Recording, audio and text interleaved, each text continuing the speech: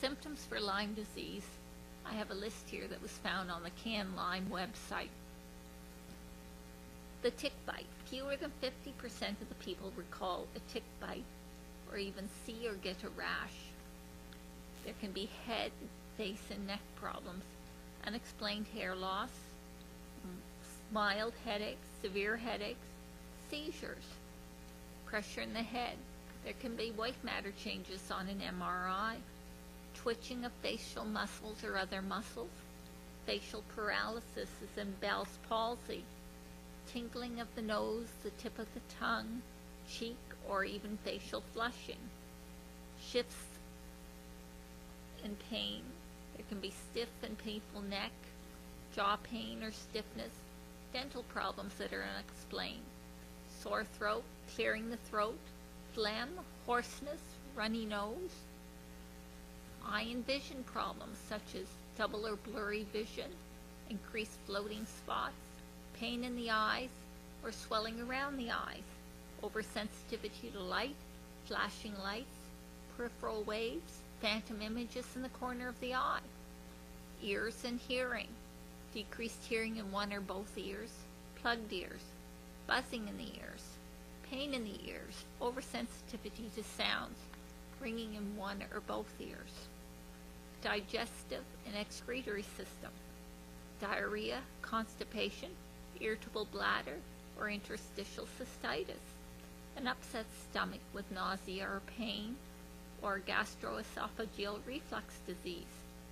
The musculoskeletal system, you can have bone pain, joint pain or swelling, carpal tunnel syndrome, stiffness of the joints, the back, the neck, tennis elbow, muscle pain or cramps as in fibromyalgia, respiratory and circulatory system. There can be shortness of breath, you can't get a full satisfying breath, a cough, chest pain or rib soreness, night sweats or unexplained chills, heart palpitations or extra beats, endocarditis, an inflammation of the heart, heart blockage. The neurological system, you can have tremors or unexplained shaking, blurring or stabbing sensations in the body, fatigue, chronic fatigue syndrome, weakness, peripheral neuropathy or partial paralysis, pressure in the head, numbness in the body, tingling, pinpricks, poor balance, dizziness, difficulty walking, increased motion sickness, lightheadedness and wooziness. Psychological well-being. There can be mood swings, irritability, bipolar disorder, unusual depression, disorientation, getting or feeling lost, feeling as if you're losing your mind, over-emotional reactions, crying easily, too much sleep or insomnia, difficulty falling asleep or staying asleep. There can be narcolepsy, sleep apnea, panic attacks and anxiety, mental capability, memory loss, short or long term, confusion, difficulty in thinking, difficulty with concentration or reading, going to the wrong place. Most of us have done that at one time or another. Speech difficulty, slurred or slow, stammered speech, forgetting how to perform simple tasks, reproduction, sexuality, loss of sex drive, sexual dysfunction, unexplained menstrual pain, irregularity, unexplained breast pain, discharge, testicular or pelvic pain. General well-being.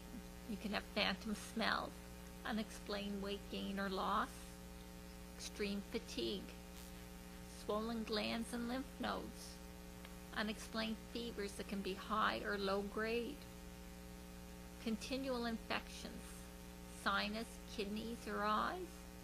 Symptoms seem to change and move around. They come and go. It migrates to different parts of the body. Early on, you might have experienced flu-like illness, from which time you have not felt well since. You can have low body temperature, allergies and chemical sensitivities, an increased effect from alcohol, and possible worse hangover. There are many other possible signs and symptoms of Lyme disease. I've just gone over a list of about 76 of them. They say there are over 200 possibilities. If you have a tick bite and a bullseye rash, you have Lyme disease, period. You may be told it is not a tick bite or that you have a fungal infection. Not everyone gets this. It is approximately 30% of the people who will get the rash, although the healthcare system will tell you the number is much higher. There are blood tests to check for antibodies to the Lyme bacteria, but the testing here in Canada is not that accurate. A negative blood test does not mean you do not have Lyme. The body has to be making antibodies in order for them to be found, so it is recommended to have retesting done. Lyme disease is a clinical diagnosis that can be supported by testing. They do a 2-tier testing in Canada, an ELISA test, and if positive, they will do a Western blot test. Timing of the testing is important because if the test is done too soon, it will be negative. It can take 4 to 6 weeks for the body to produce the antibodies, and by then the bacteria is established in the body. The time frame for getting the test to the lab is important as well. You need a fresh blood sample that arrives to the lab the next day. It took 10 weeks for me to get my ELISA test results back in Canada. Do you think they had a fresh sample? There are labs in the U.S. that specialize in tick-borne diseases, with IGeneX in California being one of them. Lyme disease can be easily treated with antibiotics if caught early, with early being the key word. Stage 1 of Lyme. It is recommended a 60-day course of treatment in order to avoid relapse. It is thought that a single dose of antibiotic or even a 10-day course of antibiotic is sufficient. In many cases it may be, but why would you want to risk relapse? There are people who do not get treatment until some later when the infection is at what is called stage 2, and they can be on treatment for a year or more. Many people do not find out they have Lyme disease until years later, stage 3, and the infection is well established and chronic. Treatment is a very long haul with many ups and downs. There's no quick fix.